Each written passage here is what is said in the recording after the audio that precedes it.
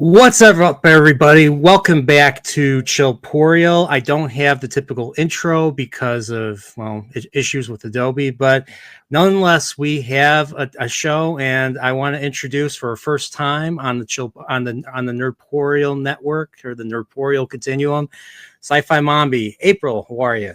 I'm good. How are you? Well, I'm it's Friday. Thank God it's Friday. You know, if this was the 90s, I'd be just finishing up TGIF on ABC. Yep. So Definitely.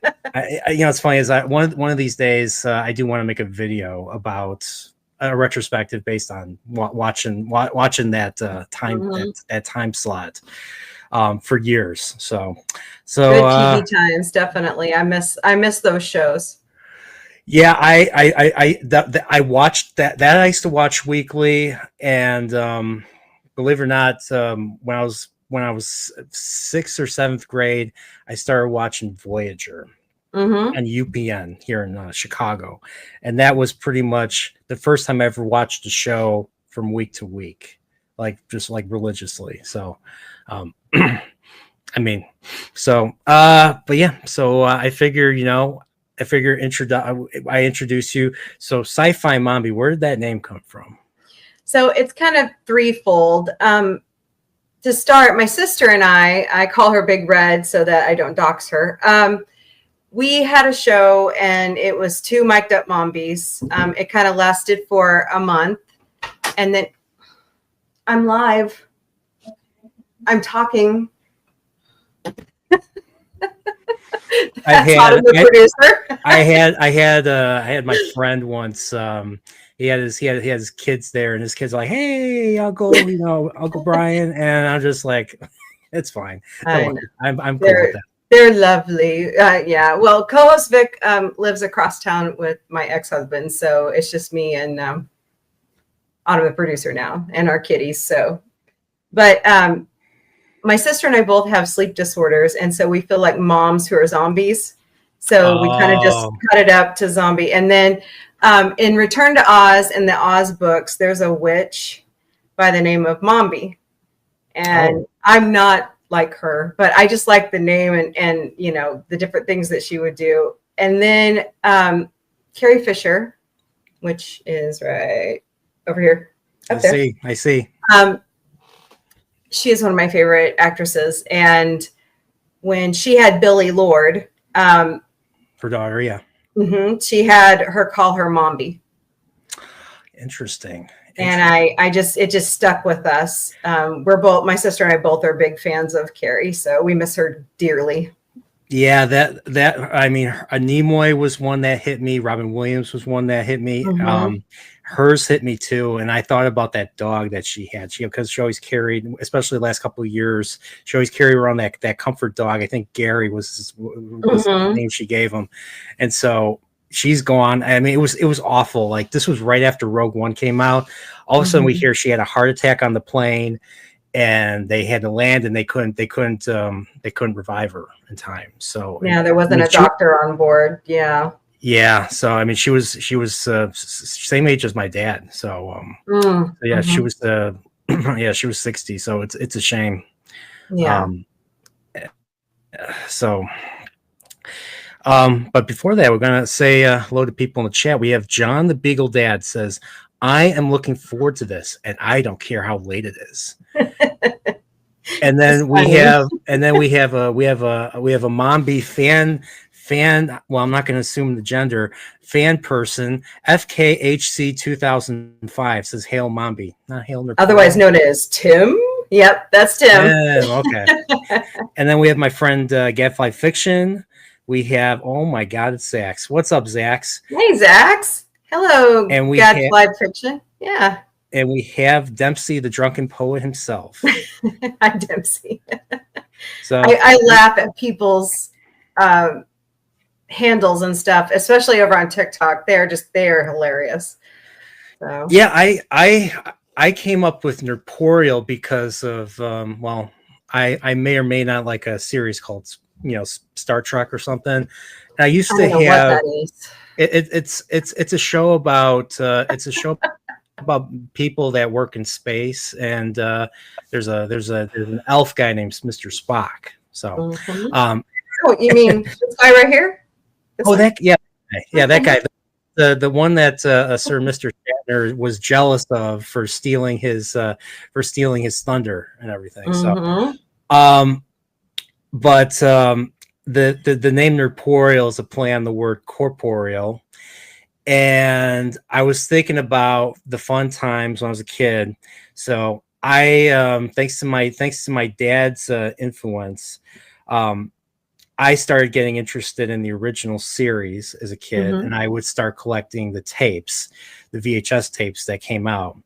And I got a few for Christmas, and I just really enjoyed the show. I liked the music. I liked how colorful the sets were, how cheesy it was, and it was so different from anything I've seen, anything that was out in the 90s. So I took a real big liking to it.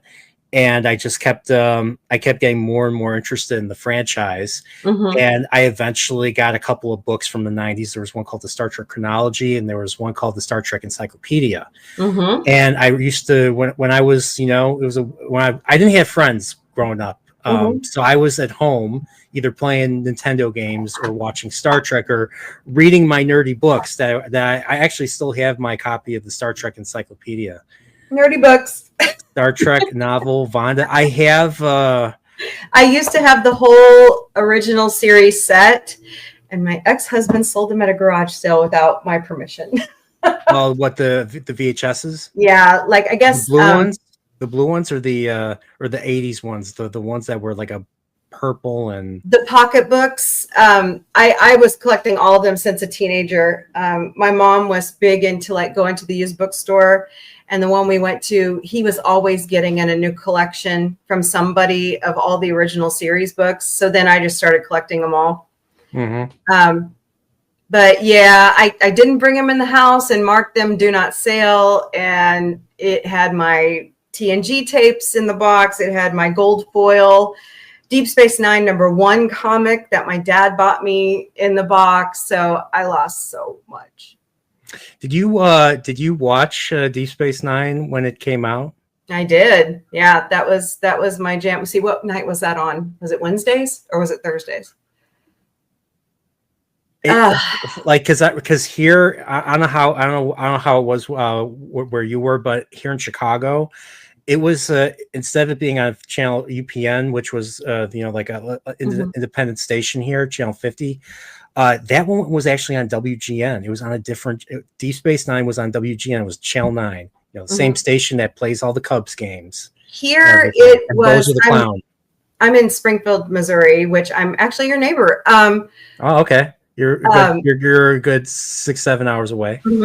Yep. It aired on our Fox station, KDEB. Okay. And in the afternoons, TNG was my jam after junior high and high school. It aired on our ABC affiliate in the afternoon. Okay. So that was totally awesome. All right. Yeah, all the other Star Trek shows, with the exception of Deep Space Nine, were all on that same channel 50 here. So TNG was the first Star Trek that I knew existed. So I always thought that was Star Trek. And then all of a sudden there's a movie that my dad was watching on HBO. This was 1990. And there was this funny looking guy with pointed ears. And there's this grouchy guy always arguing with the pointed ear guy. And then there's the other guy that the pointed ear guy calls Captain. I'm like, what is this, Dad? He's like, this is Star Trek. I'm like, what? This is not Star Trek. Where's the bald dude? Where's the pale golden eyed dude? He's like, that's different. He's like, that's different. This is what I grew up with.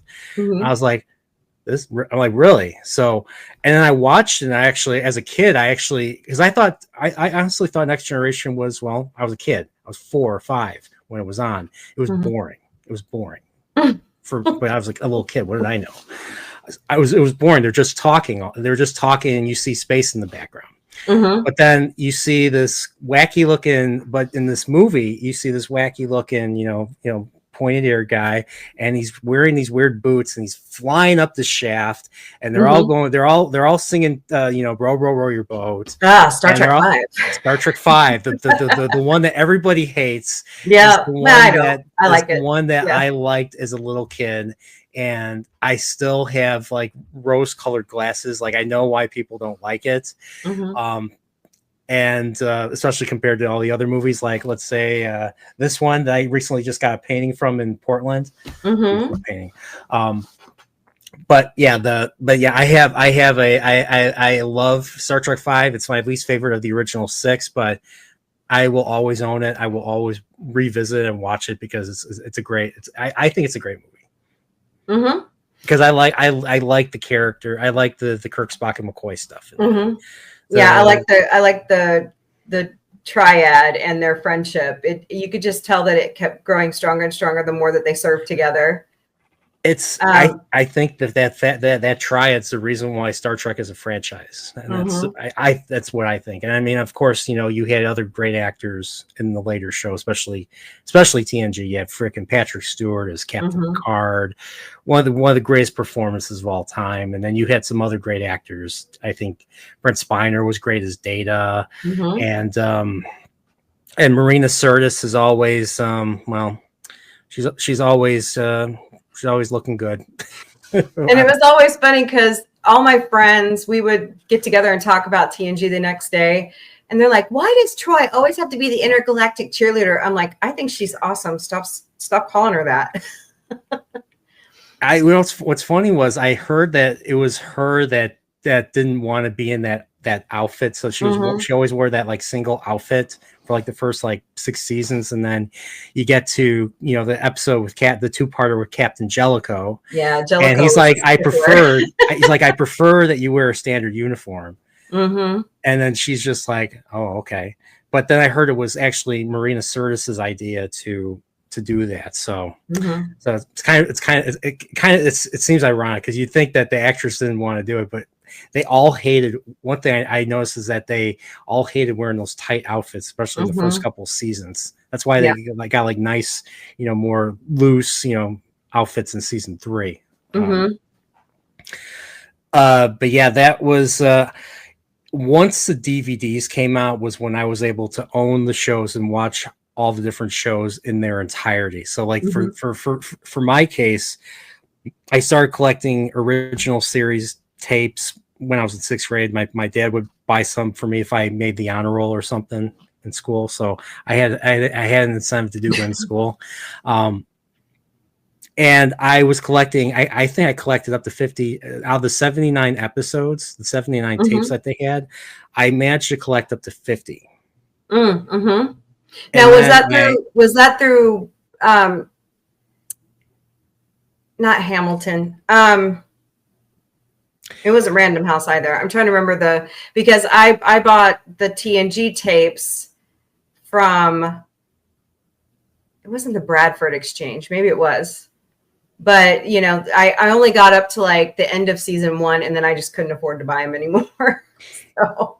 Yeah, we used to have a Suncoast Video here at the mall.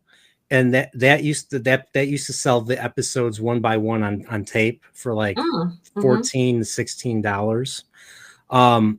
They were like the blue. It was the blue VHS tape that I think they issued in the 90s. So you had you had the new Paramount. You had the new Paramount logo, the 90s, late 80s, early 90s logo. And yeah, I would have to rewind those tapes every time if I wanted to watch them. So I used to. It was the first time, because from my experience, every time I've owned tapes and all that, the boxes would the case for the tape was cardboard, and they would always end up on the floor, and someone would either step on it or sit on it, and once that happens, the box is ruined. There's damage on the side. You can't undo it. So I was very meticulous on how I handled my Star Trek VHSs to the Mhm. point where they've managed to stay smooth on the sides. I had like Larry David, I had a system. I take the tape out of the box. I leave the box on top of the VCR. I put the tape in, Mhm. or I put the tape in the rewinder, rewind it, because the VCRs, the rewinders never worked Mhm. on the later VCR. So we always That had is to have a so true. separate rewinder device to do that. And then I'd take the tape out and put the tape in the VCR, and I'd watch the episode. Yep, exactly. And it amazes me how fast those rewinders, died in our VHS machines. But my kids, now my oldest son, he'll be 25. He is collecting stuff actually on VHS, and I'm really surprised by this generation because they've also found cassette tapes. I'm so shocked. I thought them liking vinyl was weird, but now that they're looking for old cassette tapes. People my age, I think that the whole vinyl thing really started. I started noticing like people in college, when I was in college in the 2000s, people were collecting vinyls then. And, Mm-hmm. despite the fact that we had CDs and iPods were a new thing. I had friends in my fraternity that collected vinyl, like they collected like Pink Floyd and Led Zeppelin vinyl. So yeah, so it's been a thing for a while. So Yeah, so I'm not surprised. My mom sold my Thriller, but I finally got my first vinyl in a long time. Oh, Seth And I actually MacFarlane. got it. I went to Vegas this summer to see him, and it's actually signed. He signed it. But So, yeah, he actually sold blue ones, but we got the black. so does he compose his own music, or does he Mm-mm. does he mainly cover like, Frank Sinatra, Dean Martin, all those guys? Well, before this, he covered a lot of different like show tunes and Sinatra and others like Mancini. But he recently, with the permission of the Sinatra kids, bought the library, the archive.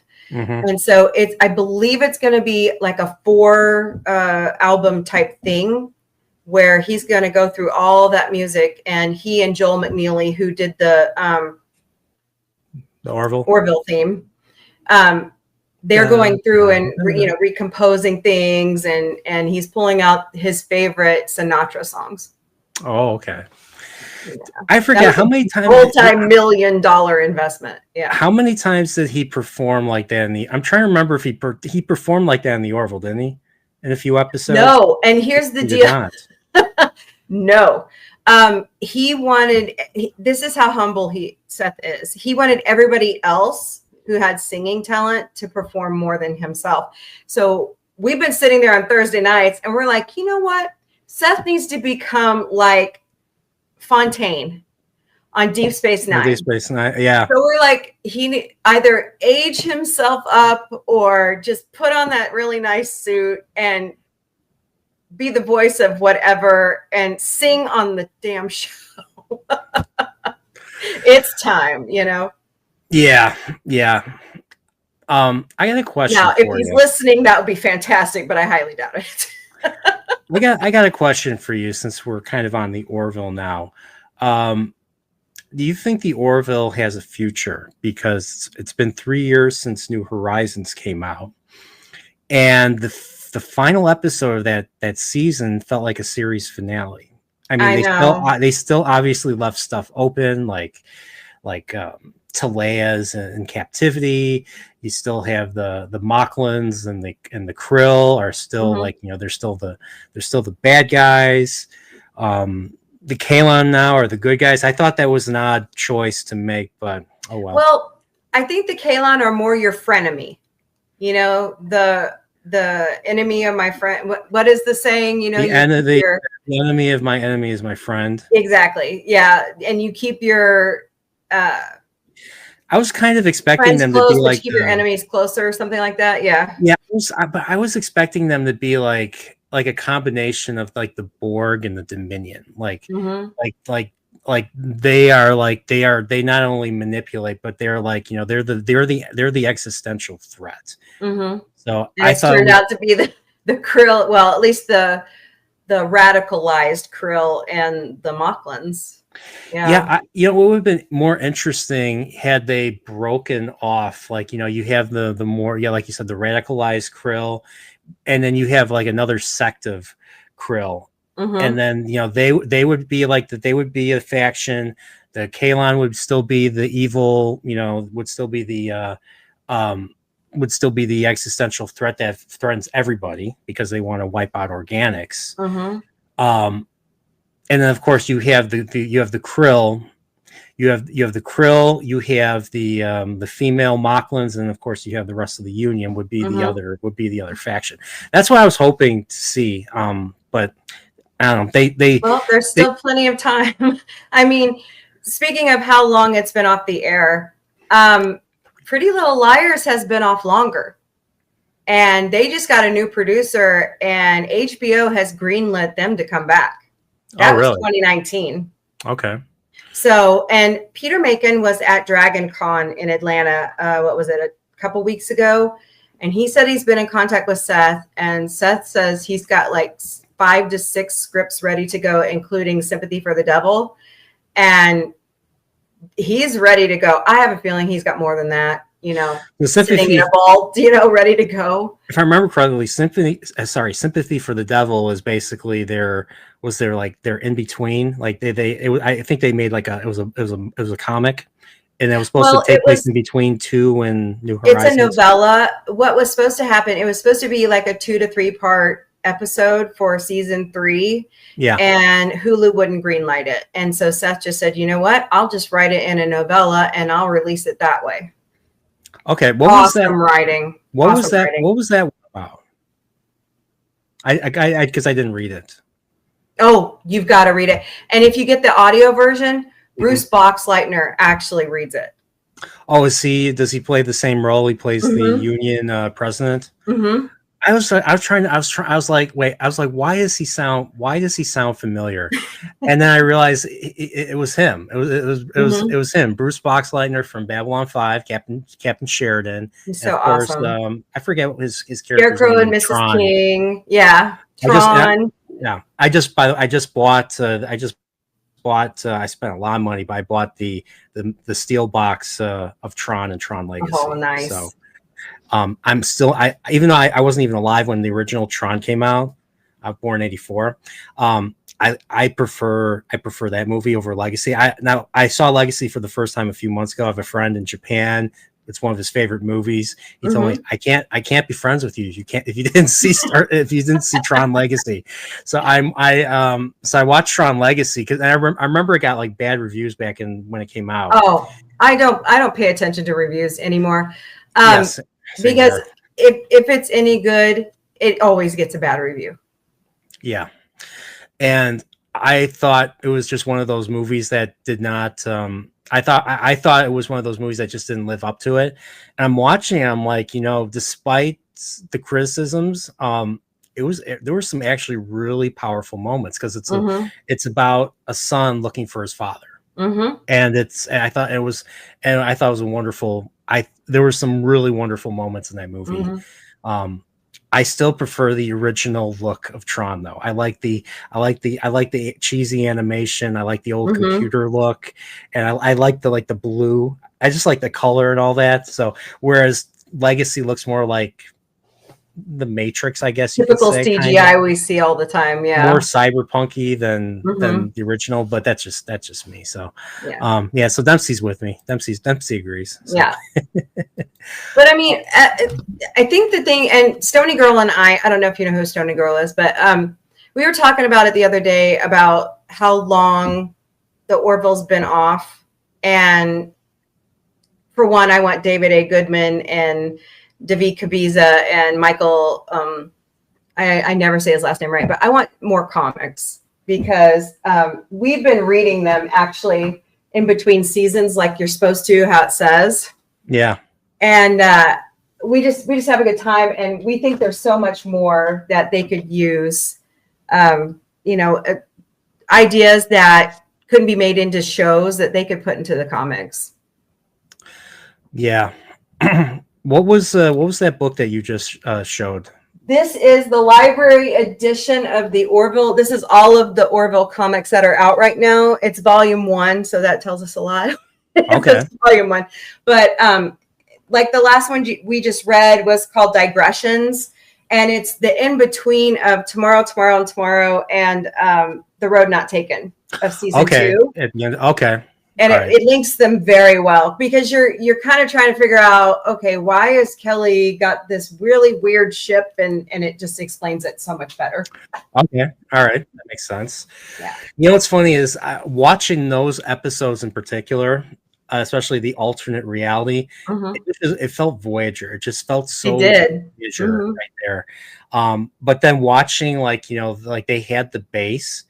The base reminded me of like the Yavin base, but with the Kalon, you know, chasing them. So it was very Star Wars. It was very Star Wars / Empire Strikes Back, and so I was like, okay, we're probably going to see more Star Wars influence in the new season of the Orville.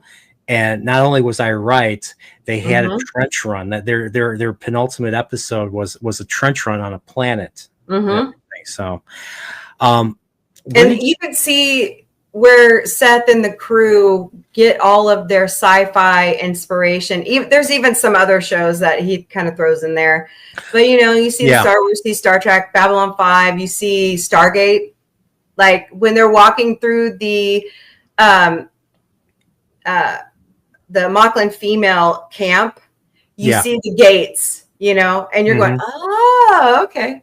I haven't seen Stargate. I haven't seen God, I love Stargate. I want more Stargate. Yeah. So you're gonna love it. So sci-fi shows that I have on my list that I have to watch. I just haven't really. I'm trying to figure out. There's so many shows and everything's available now, so I can watch whatever I want. So that makes it even harder to choose. But like, I know. Like well, V the series is one I want to see from 1983. Stargate SG-1. Everybody's talked about that. Atlantis is good. Universe is good. But of course, start with the original movie with Kurt Russell and James. Darn it. I always forget his name. Yes, James thank you. Yeah. Always start with that. Okay. And of course, there is one show. I've only seen a handful of episodes because it was on every Sunday night on Fox. And that's the X-Files. That's another show I need to actually watch. My favorite. That's one of my jams. I love X-Files. It's just that creepy sci-fi, you know, mysterious stuff that Chris Carter just kind of threw it all in there with the paranormal and extraterrestrial life, and you're going, yes.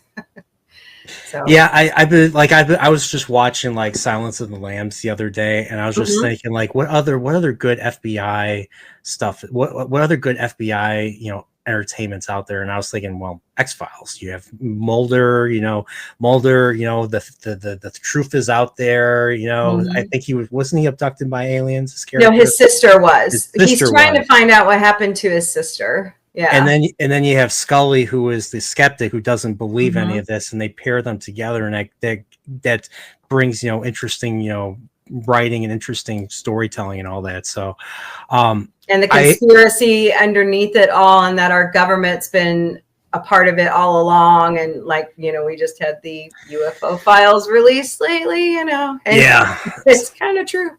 So I've always, you know, I mean, even though haven't watched the show in its entirety, like, you know, I'm familiar with, like, you know, there's, you know, the cigarette smoking man's a character. I saw the movie when I was a kid. I saw the 1998 X-Files movie. I forget how that ties in with the show, but I just remembered seeing the movie in the theaters with my mom and all that. So I know didn't they make another movie like not too long ago? Like I Want to Believe, I believe is what it's called. And that came out after the show ended. Okay. Yeah, because I know the fans were demanding it. Yeah. Okay, and then I know they brought the show back for like another couple seasons, like in 2015, I think, or 2016. And we wanted more. And David Duchovny's like, guys, I'm sorry, I got to move on. And So, Gillian Anderson was kind of the same way, but they keep talking about, hey, we'll do another revival. Let's do another limited series. And I don't know if Fox is going to sign off. Was there, okay, so my question of that is, was there stuff that was not wrapped up in the original series that they made those season 10 and 11, or did they just basically come up with new stories? Well, from what I remember, I haven't seen it in a while, but I thought it ended with alien craft over their cars, leaving it open. I thought that's where it ended. Oh, okay. So they always leave everything open, and you're going, oh, don't leave me hanging. Yeah. I'll have to, I think maybe because it's been a while since I've used Hulu and all that. Everything's on like Disney Plus now, like Orville's on Disney Plus, and I'm sure X-Files is now. So I'll have to find the pilot. I watched the pilot years ago. I'll have to watch the pilot again, and get ready, because Hulu is about to become a tile on Disney Plus beginning, I think it's January or February of next year. So they're going to shut down Hulu's app and all that. And I'm going, what are you going to do with Hulu Live? Wait a minute. But yeah, it's supposed to become a tile on Disney Plus. I don't know how that's going to work. I don't think they're thinking. Okay. Yeah. So it's just going to be like part of Disney Plus, basically. So like when you log in, have its own content. Yeah, when you're on like the main page and you log in, and then there's the tiles like Star Wars, MCU. Yeah, Hulu's going to be one of those tiles. Yeah, dumb. I just think it's a dumb idea. So is it basically up to Disney if they wanted to renew the Orville now? Pretty much. Yes. And I kind of talked to a Stony girl about this. She blames Seth. I blame Disney. Seth's a perfectionist, and if he doesn't get his way, it's his way or the highway. And I think that's why they're stalling, because they can't agree on a budget. Oh, and Seth finished. So the end of season 3, they ran out of budget for the CGI. So Seth paid for it out of his pocket. Oh, okay. Yeah. And what episode did they run out of the budget for? It was several. I think it was like the last 3. And he just paid. Yeah, that second to last episode was heavy. It was like you had thousands of ships. It was like you had the planet, or you had that weapon, that super weapon that they were going to use that destroys the Kaylon, and all that. That weapon is kick ass. that was a really crazy. Too bad it doesn't work on Mocklins and Krill. Oh, yeah. But yeah, there was like ship all over the screen and all that. So and the Kaylon themselves, it destroyed their robot bodies as well. Yeah, it's crazy. Yeah. So I figure, so like I felt I really enjoyed the Orville.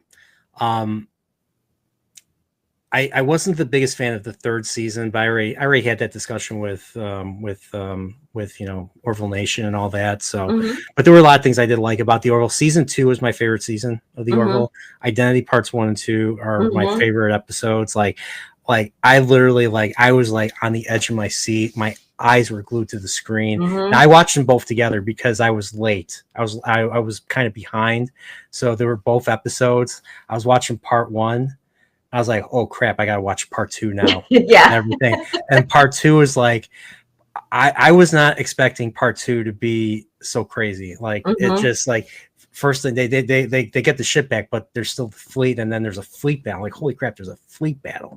And it was just it just got so wild that I got really heavily invested after that. But what I loved was, when I've been there since the beginning, when it first aired in 2017, because I'm a Family Guy and an American Dad fan. Okay. And when it said, "Hey, from the creator of Seth MacFarlane," I'm going, yes, comedy in space. I'm a huge comedy fan as well. And so I loved that first season because it had, the slapstick comedy that I love plus sci-fi. That's why I love Lower Decks so much, because it's that, it's that wacky, zany stuff in space that just makes me laugh. And then season 2 got a little bit more serious, but it still had that right balance of comedy. And then season 3, I don't know what happened. I don't know if he just had so much on his mind because of the pandemic. A lot of that was written during the pandemic and filmed, that he just had some serious social issues he wanted to get out, but what we love about it, and the panel and I've talked about it, is that he puts the topic out there, but he doesn't tell you how to feel about it. He wants you to form your own opinion about it. And that's what I love about Seth's writing, along with, Brennan Branagh and Andre Bormanis and David A. Goodman. They write with Seth, and you make your own opinion. They don't tell you how to think. Yeah, and that was the magic of Star Trek. Mm-hmm. Until Secret Discovery. Hideout. Yeah, until Secret Hideout and until Discovery. Secret Hideout. Yeah. So you said you liked. Lower Decks. Oh God, I love Lower Decks. I watched a few episodes of Lower Decks. I watched like the Deep Space Nine one. Mm-hmm. I liked the Deep Space. I didn't like any of the stuff with Mariner. I don't like her character at all. But I liked all the, like, it was fun seeing Quark again, and I think what Colonel Kara. I think it was only it was funny is it's only those two are the only ones left on Deep Space Nine after the show. Everybody left. Cisco's in the Celestial Temple. Worf left, yeah. Worf left to become an ambassador, only to be back on the Enterprise and Star Trek Nemesis. I mean, he left because Jadzia died. Yeah, and the Dax that replaced her, it wasn't the same. Yeah. Yeah, I think she ended up falling with Bashir or something. I think Bashir. I forget, did Bashir leave? I think he did, station? Or did he? He didn't die, did he? No. You're thinking of Babylon 5. There are so many cast members from Babylon 5 that have passed on. Babylon. Like we don't have Renee Aberjonis anymore. I can't believe that. That one's hard for me. He's not with us. Aaron Eisenberg, Nog, he's not with us anymore. I think of the Deep Space Nine, Star Trek has really been good. Has been good for the actors, because most of I with the exception of like the two that I mentioned, I think everyone else is still with us. And Jerry, some of the writers, Jerry Taylor passed away this year. Oh yeah, that's right. That one was, I loved her writing style. She just knew how to write Star Trek. She was if I remember correctly, she was the showrunner of TNG, the final season. And I think all the like Ronald D. Moore and Renee Echevarria and I think they joke about it, and they say like she was kind of like the mother. She was like the mother figure because she was, because she was in charge of them and all that. So, and they were such a well-oiled, well put together group of writers, and it showed as they moved on to Voyager and Deep Space Nine, and during that whole Bergman, timeline of Star Trek. You could just see the camaraderie and how much they loved to write it. I was going to say something and I lost my train of thought. How'd you feel about season 3 of Picard? Oh, Picard. That was the one that everybody liked. That's the one that people were saying this is better than the TNG movies and all that. Yeah, and I've talked to Admiral Teague about this, especially about Generations. I'm like, no, man, that's your opinion. No, those are the movies I remember most because I was a teenager and in high school, and that's what we went to see. Generations. Yeah, Generations, First Contact, Insurrection, Nemesis. Though, I don't know. I'm still kind of Nemesis was Wrath Nemesis. of Khan Light. Yeah, it was Wrath of Khan Light with some very gruesome. Tom Hardy's gruesome awesome. Scene. Don't get me wrong. Tom Hardy's a great actor, and he really tried to play Picard well, but he wasn't really Picard. No, it's like, if you were me, you would be doing the same thing. And like, if you ever touch me again, I'll kill you. I'll be honest. He was a better villain than I mean, I hate to. I don't think Amanda Plummer's a bad actress. I think she was great in Pulp Fiction. You know, if anyone you effing pricks move, I'll kill every asshole. You know, that she could play good. I think she could. I think she's her father too. Oh, Christopher. Her father too. Oh yeah. Cry havoc or let's slip the dogs of war. That's right. Oh man, one of the best actors. Oh, I miss him. I think that might have been, like, with the exception of the Klingon makeup, I think he was having the best time of his life. Just being a villain and just reciting Shakespeare because that's his jam and all that. I mean, Mr. Shatner was his understudy in the 50s. So, very cool. So the last season of Picard was the best. Yeah, I agree. It just made me want more TNG, and that's and that's what the other thing I like about Lower Decks and Jonathan Frakes directing the Orville. That's right. We get snippets like Marina Sirtis is now the teacher on board the Orville, but she needs a name. I forget. She doesn't have a name. Oh, she doesn't. No. I forget why was she on board? Like, I forget. Like, didn't like the teacher was a dude, and like Cassius was dating Kelly. They broke up. And then he decides to leave because of the fact that they broke up. Okay. Right. Right. He left. And so she became the teacher on board, but she doesn't have a name, and we want to see more of her, I think, and she wasn't even in season 3, so she was gone. She was gone by then. So, I think, wasn't she in the episode? What was remember the episode with the orange juice bomb alien chick?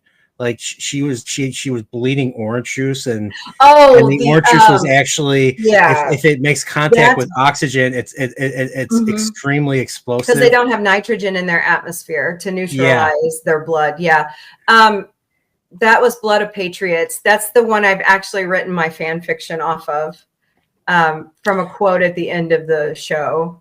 So I always remember that one because of what Ed and Gordon say to each other about their friendship, because with his old friend coming back in and all the history because Oren and Gordon went from like preschool to Union Point together and then served at the same outpost together. So it was Ed came in at Union Point, where he and Gordon became friends. Yeah, and because of that, and because of how his friend changed, because I think wasn't he like a POW or something? So 20 years of being beaten and abused by the Krill it can drive you crazy. And it went to the point where he was just begging him not to, him not to, go on that suicide mission. And he did it anyway. And he did anyways, and it was heartbreaking. So, and I'll just say, I mean, that's why it's that type of stuff that makes the Orville better to watch than anything Secret Hideout. I know. I like Discovery. I like Discovery until season 3, and then season 4 and 5 were just. I liked some of it, but not all of it. Once I saw season 2, and how out of touch it was, like they're trying to tell me that this is in the 23rd century. I'm like, this doesn't match up with the original series and all. Mm-hmm. And that's kind of when I was like, okay, I'm out. Like, I'm like, I don't know what all this was. There was like a billion drones and there was like a billion shuttlecraft coming out of those two starships. I'm like, what is this? I'm like, what is this? And then the Red Angel, that was a very bizarre.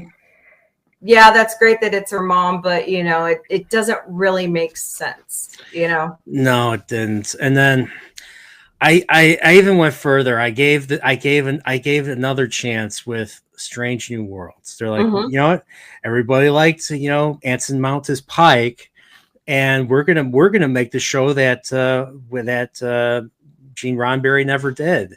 We're gonna make a Pike show with the Enterprise after the Cage, but before, you know, the original series. And I was like, okay, maybe they can do it right. You know, I didn't hate the episode where they went back to Talos 4 in Discovery. So I was like, okay, I'll watch this. And I'm watching it and I'm like, where's this character? Where's that character? Why are these characters on board? This doesn't match continuity. And then I'm looking. It's not technically canon, according to Alex Kurtzman. Oh, it's not? Okay. All right. Okay, then that's a good thing. Kind of when you're watching it, kind of have that in the back of your mind.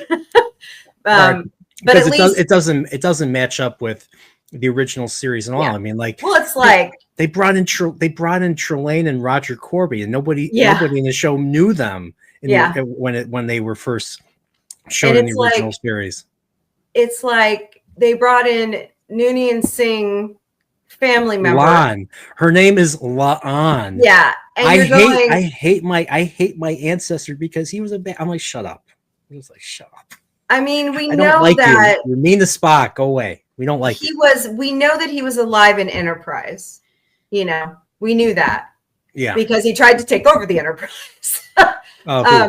Who? But Data's creator. Oh yeah. Oh yeah, that's right. Dr. Eric Soong. That was a good one. You're talking about not the remnants. They're not the remnants. But the Supermen. Right. And they the three-parter. Yeah, that was wild. That was a wild three-parter. Like they just all offed each other. Yeah. They just all offed each other. Like it was. Oh, and the leader wasn't Khan, but he was Alec Newman from the Dune. He plays Paul Atreides in the sci-fi Dune series. I was like, okay, that's where I'm like, now I know where I've seen him before. I'm like, they're trying to piece together Khan and how it's related to, you know, down the hereditary line.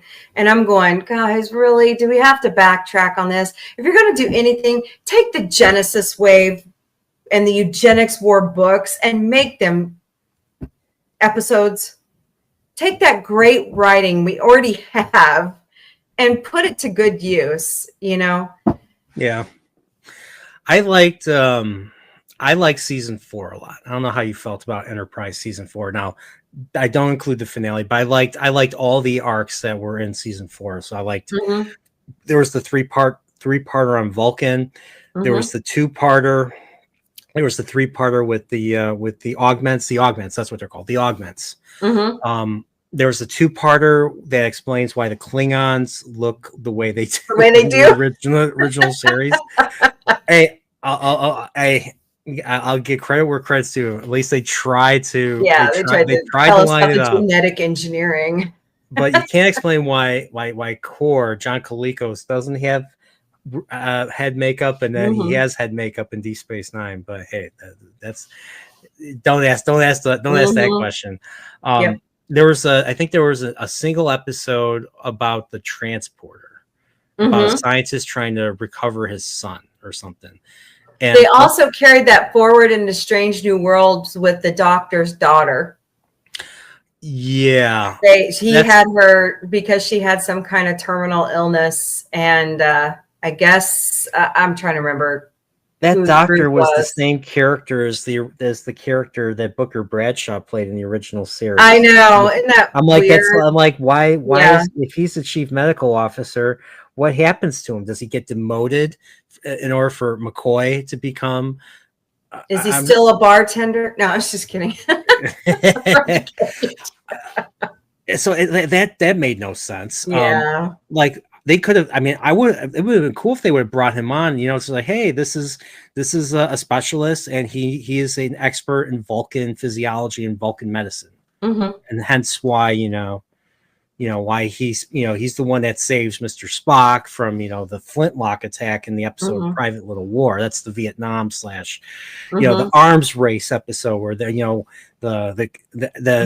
Enterprise is I think arming the village people, and the Klingons are arming the mountain people, the hill people, and so they're trying to keep that that power balance on the planet. So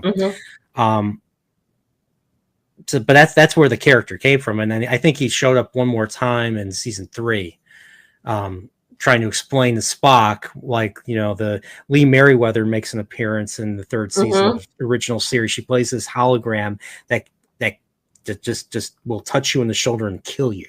It's like, I come for you, April of the SciFi Mombie, and then she'll try to grab you, and you have to have your friends. block. My granddad is the one that got me started on Star Trek, and he goes, I love Batman too. And when I saw Catwoman killing people, I'm like, what? And then I watched both of them. Oh, so not just one Catwoman. There was 2 Catwoman. Julie right? Newmar was in the Friday's Child episode. Yep, she was. And she was the one that gets smacked by McCoy, by the gentleman McCoy. She gets the only time he smacks her in the face. Get her to listen. They get her to listen. Yep. So, I like I said, I gave that show a chance. They had a prime opportunity to make it in line with the original series. Get actors, bring all the characters back. And then bring some of the characters from like Where No Man's Gone Before and introduce them, like the character Alden, the original communications officer. So I think to me, and I heard Kurtzman talk about this. He was like, I was trying to make right what they did to Majel Barrett by not letting her continue on as the first officer. And I'm going, yeah. But why, it's like they watched it as kids, and then they wrote down their own little list of what they wanted to change when they got into the business. Yeah. And now they're changing it, and we're all going, no, man, what were you thinking? I love Rebecca Romaine. Don't get me wrong. She is absolutely perfect. Oh, yeah. Absolutely. Yeah. She looks exactly like Majel. I mean, dead on. Yeah. And I love the way that they've enhanced her character, but I have to remind myself it's not canon. So, okay, all right. I always thought that, like, I don't know if I've ever heard them say that. So if you say it's not canon, that makes it a lot better for me. I will not watch it though. I believe Terry Metalis is the one that said it. I believe he's. I may be quoting the wrong person, but I believe he's the one that said it. Oh. Terry I know. I know a lot of people have different opinions. Turned the Borg cube into the Death Star, and he turned the Enterprise D into the Millennium Falcon. Yeah. At the end. Yeah. I have issues with that 3rd season, but there I liked. There was the one episode with Ro that was the one that actually I thought was the best acted. I felt Patrick Stewart was no longer weak old man Picard, and he was basically Captain Picard again with his strong performance with Michelle Forbes. Her death was stupid though, in my opinion. It was. It was unnecessary. It was just like there was not enough thought went into writing that, but I liked that when I liked that initial conversation. I thought that scene was really powerful, and it was interesting. It made me think about how they interacted, when they were what was it, Rascals, that episode Rascals from TNG, where Picard and Ro were the kids again. Yeah. And he was always trying to give her advice, and and then even after they became adults again, he was still trying to help her with that advice until she left the ship. Yeah. And then, she shows up, and then, that was that was the episode where he sends her off to do a mission, to spy on the Maquis. Mm-hmm. And she joins the Maquis, and that's the last we see of her. And that backfired epically. Honestly, she wanted to be like I think a movie actress, and that her career didn't really pan out the way she expected. I'm surprised they didn't bring her back for Deep Space Nine, with especially all the Michael Eddington episodes. She would fit in real well on Deep Space Nine, I think. Yeah, I mean, she was originally supposed to be, the first officer, but she said no, and then they created the Kara Nerys instead. Mm-hmm. But it would have been interesting to see her and her and Eddington together, mm-hmm. Evading Cisco, and and then both. Eddington would die, in the final Dominion assault on mm-hmm. them, and she would survive and go to prison, unfortunately. And mm-hmm. But I thought they should have brought her back at least for one episode. Mm-hmm. And so an interesting kind of segue is Nana Visitor was supposed to be on the Orville. And that was the Bordas porn episode in season 2. Oh, that one. Oh, the one. Uh-huh. She was supposed to be the premiere of the group that they found on the dissolving planet. Mm-hmm. And you could kind of see that actress that played the role. You could kind of see Nana in the writing. I think that's what Seth was doing, was writing. That was the one they had to evacuate those people. Mm-hmm. Yeah, I remember that. That was a wild. That was a crazy premiere or whatever they called her. Yeah, that was supposed to be her role, and she had other obligations, so she couldn't do it. Okay. So bring her back. We've all been saying, because Adriana Palicki doesn't know if she's coming back. Honestly, I think she's at the point where she's made up her mind, but a lot of us feel that way. So what we've been hypothesizing is, hey, Seth, why don't you bring in different Star Trek, Babylon 5, Stargate actors and have them all who wants to be your first officer? Have Nana Visitor come in for 2 weeks. Have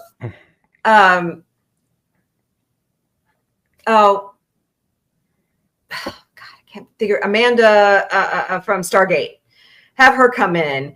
Have just several different Star Trek actors that haven't been on yet. Have them come in and sit for a couple weeks as the first officer. Okay, are you a part of the Orville board on Facebook? No. Okay. There is a pipe dream. I call it a wet dream. Those guys, it's mostly guys too, which is frustrating. But anyways, they want Halston Sage back. And they want her to come back as a human. And they want her to be the first officer. And I'm going, guys, no. Let's write new characters. No. It's so Annie she wouldn't Winters, be. So she wouldn't be Alara though. She'd be a. She would not be Alara. She'd be a different character. Yeah. The fact that she came back in that finale, it felt even more final, in my opinion. So sorry. So Annie Winters was also at Dragon Con with Peter Macon, and she said, "Well, she played Charlie, right? She's the one who played Charlie." She told everybody in the forum, "Yeah, well, Seth told me I'm coming back as Charlie." I'm like, what? You're dead. You're dead. You're dead, Jim. They're all dead. Yeah.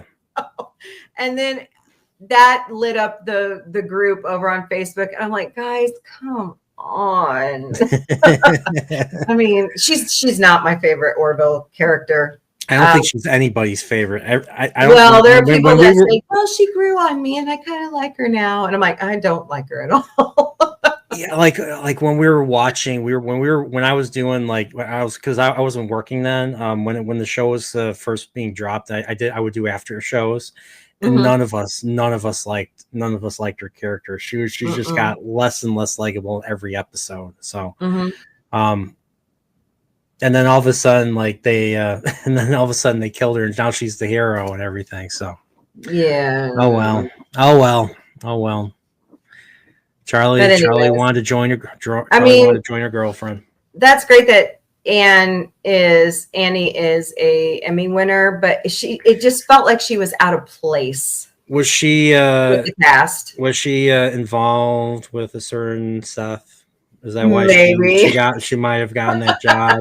Is it, Yeah. which is also the reason why Halston Sage left, because she was no longer Well, there's another. involved with said Seth. Yeah, they broke up, but then she got the role on Prodigal Son. Oh, and they needed her on set more Prodigal as Paisley. Son. Yeah, that is such a great Fox show. It's got Michael Sheen and what is that guy's name? And then Halston Sage played the prodigal son's sister, Michael Sheen's daughter. Michael Sheen is a serial killer. Yeah, and unfortunately, his son has to use dad's knowledge to try to solve crime. Oh, so is he Lou hunting? Diamond Phillips is also on that show. So is he hunting his father, or is his father? No, his father's locked up. His father got caught. So his father's basically Hannibal Lecter type of character. He works for the FBI, and he's trying, or is it local PD? They're trying to solve murder cases, and he goes and asks his dad for advice. All right. It's a really good show. That reminds me. I have to. Everyone says you have to watch Hannibal. Now I'm thinking of Hannibal Lecter. Oh, the Hannibal show with Lashif. I forget his actor's name. Yeah, I get that one floated to me a lot, just like Chucky. And I'm like, I heard Chucky can be boring. Yeah, kind of like this new Alien show. Like which one? This new Alien show that just came out. It's called Alien Earth that they're doing right now. I love the Alien Predator franchise. That is like one of my jams. I like sci-fi horror. That's fine with me. It's just straight horror. Like I cannot do Saw ever again. Oh, Saw. No. Oh, yeah. That's torture porn. Right now, every Halloween we do It's Your Turn to Scream with SciFi Mombie, because my co-host Vic and we have a love of Scream. Okay. And that's what we started with. We started reviewing the movies, and I'm like, you know what? I could do watch parties. So he and I started Saw, and he got to the fourth movie, and he said, Mom, I can't do it anymore. He says, I'm sorry, I'm out. I watched all of them every week, all of them. I'm like, okay, no more. My friend and I, we saw the first Saw movie when it first came out. We were both in college. We started college around that time. I remember the whole audience screamed when what's his name, Dr. Gordon / Carrie Elwes takes the saw and just starts sawing his leg off so he can get my friend and I are laughing. We kept our eyes open. Everybody else closed their eyes, and we're screaming and squealing and all that. And in my mind, I'm going, no, don't let Wesley cut his foot off. Don't let him do it.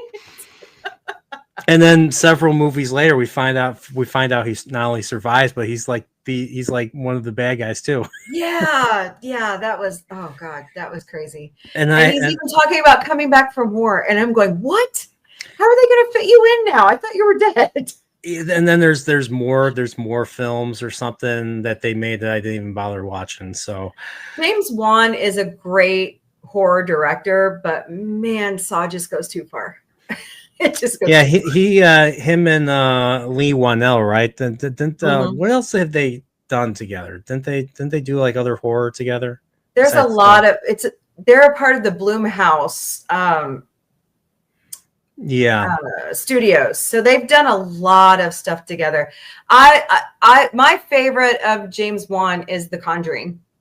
I like the Conjuring universe. That's also what it is. Okay. Yeah.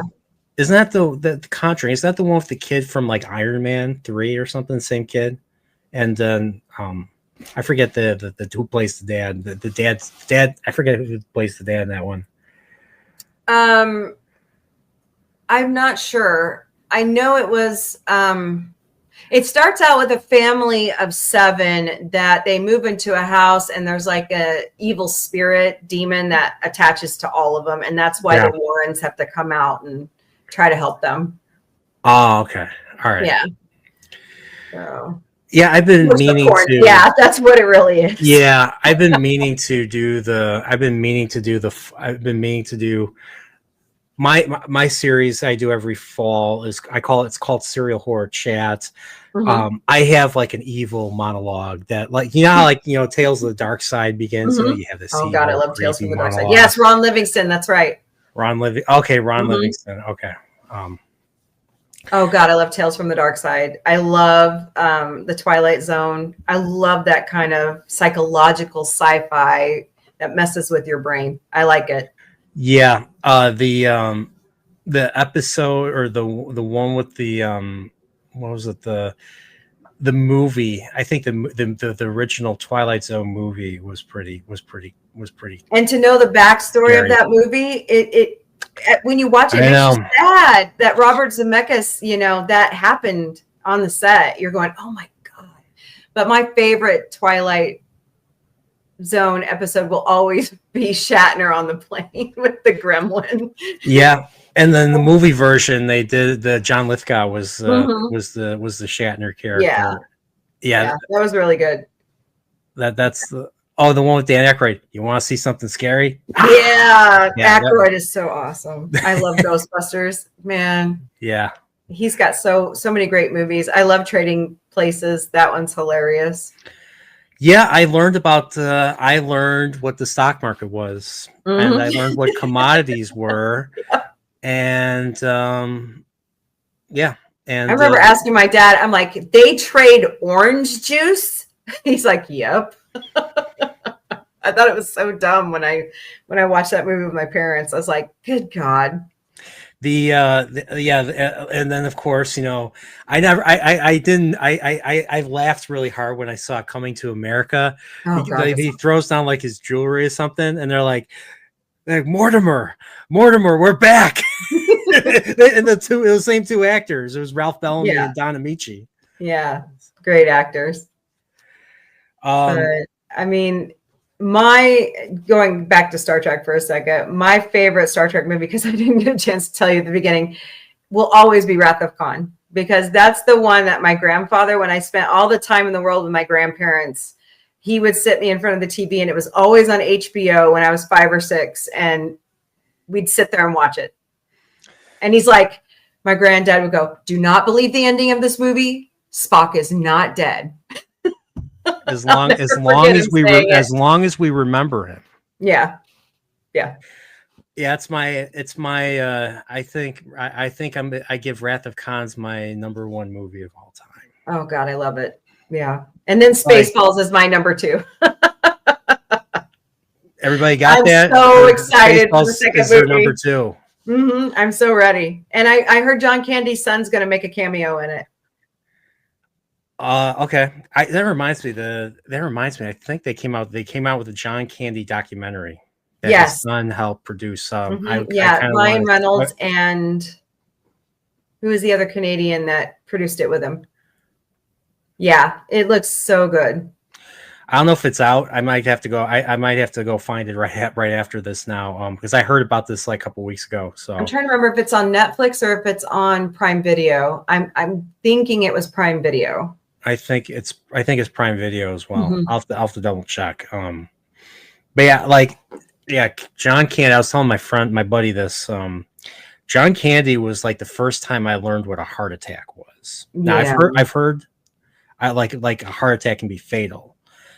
First time I ever heard the term heart attack was in the Ninja Turtles movie. Like, oh, you're going to give me a heart attack. And then I find out in the newspaper. My parents bought the Tribune or the Sun Times, and then there was an article. My parents showed me the article that John Candy had died. I was 9, and I knew who he was because I grew up with. There was the animated show that was on every morning called Camp Candy that he did, and of course, you know, I saw Home Alone. I saw The Great Outdoors, and there was a few other movies he did. I don't know if I saw Uncle Buck then, but I knew who John Candy was. So yeah, so like he was one of the earliest actors I remember, feeling bad that was, gone and all that. So Yeah, he's one of those actors that I watched him on SCTV as a kid because it was on Nick at Night when I was I was latchkey kid, so my parents worked all the time, so I was same. just watching Nick at Night, and Yeah. SCTV was on. I'll never forget him in National Lampoons. Oh my God, where he's the park security dude. Oh yeah, that's right. Yeah, yeah, that's right. And I think they're pointing the water pistol at him, Yeah. but he doesn't know it's the water pistol. Yeah, He's like, I don't think that's a real water pistol. You want to find out? you want to find out? And then they force him to go on all the rides, and he's like, I'm not used to this. So yeah, it was yeah. So I love John Candy. John Candy's great at everything he's done. Yeah. So we're about at that time. So we could talk for 6 hours like Stony Girl and I did. Yeah. Sci-fi. Oh, I want to do this. I want to do this again. I really enjoyed the conversation. There's plenty more to talk about. I want to watch some more sci-fi shows and talk, especially X-Files. Now that I know that you're a big X-Files person, I kind of want to watch the X-Files, and I'd love to talk to you about the X-Files in the future. And watch Alien Earth. It's really good. It takes place right before Alien, and you're going, oh my God, I can't believe they brought these things to Earth. So okay, all right, I'll keep that in mind. Is there anything you want to promote before we go? Channel, tomorrow. Sorry. Oh, go ahead. Oh, anything you wanted to promote on your channel? Sorry. Well, Saturday nights is the SciFi Mombie Studio. We begin, Connie Cleary and I, with the Muppets. We're watching the Dark Crystal TV series on Netflix for It's Your Turn to Scream. And then we also do Star Trek, the original series, Saturday nights. And last week I showed the Menagerie. Oh, Menagerie. Okay. Yep. Malachi with Malachi Throne, and and that was of course good. It was basically 3/4 of the cage. Yep. All the color. I know. It was like, what is this, a rehash episode? But no, it made sense, It was called The Envelope for a reason. They needed scripts, and they managed to get 2 scripts out of that. Yeah. And so it's me, JRC99US, and Connie Cleary. We sit there and watch Star Trek, and we talk about it. And it's kind of like a Mystery Science Theater 3000 atmosphere where we kind of joke around about the cheesiness. But we love Star Trek, so. So do I. Yeah. It's such a wonderful thing. All kinds of stuff going on at SciFi Mombie. Like I said, right now it's Your Turn to Scream with SciFi Mombie, and I've got a bunch of movies coming up, including Scream. I showed Invasion of the Body Snatchers tonight, the original. Not the Leonard Nimoy one, not the Donald Sutherland one. 1956, Kevin McCarthy one. I have not seen that one. I've only seen the 1978 one. Yep. So it's on. Up. If you get a subscription to MGM Plus, you can watch it there. Okay. That's where I found it. But yeah, I'm going to show like The Mummy, even the Brendan Fraser one. That's really my favorite. I like the Brendan Fraser one. That's a great one. What else am I showing? Where are my notes? Hold on. Like I showed The Conjuring, I showed Pitch Black. This next week we've got The Blob, Aliens, Evil Dead 2. I finally watched Evil Dead after all these years. Oh my God. Okay. It's violent. Yeah. You'd be surprised at what you could live through. Yeah, War of the Worlds, all the really good stuff we love. That's sci-fi horror. Beetlejuice 2, all that's coming up. So okay, yeah. All right. Well, Ghostbusters. All right. Well, thank you for sharing that. Everybody, subscribe to SciFi Mombie right here. Thank you, Dempsey, for putting the link there. So, for me, next Nerdporeal will be on Wednesday.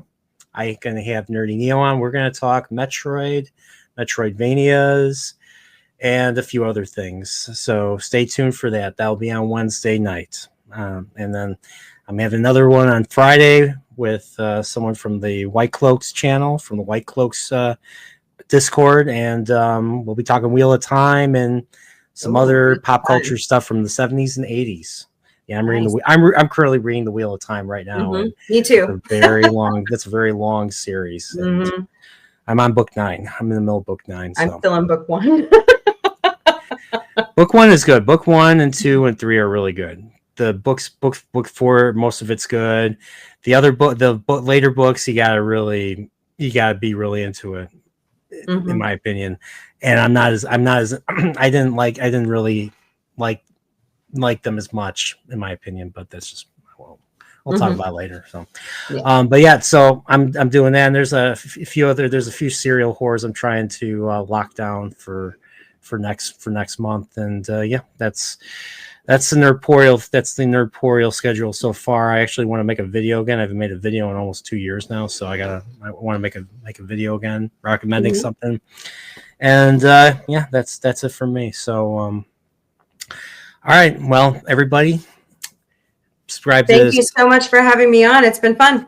Well, it was great. That was a great conversation. I really enjoyed it. We got to do a part 2. So speaking of part 2, what will tie us into the next one? Like, are you actually an imposter, or is my head gonna explode? Find out next time, or something like that. Like, I have to end on a cliffhanger. So Yeah. Watch some X-Files and then we'll talk. All right, everybody, stay tuned for that. So until next time, stay safe, stay happy, stay Nerdporeal, everybody. Take care.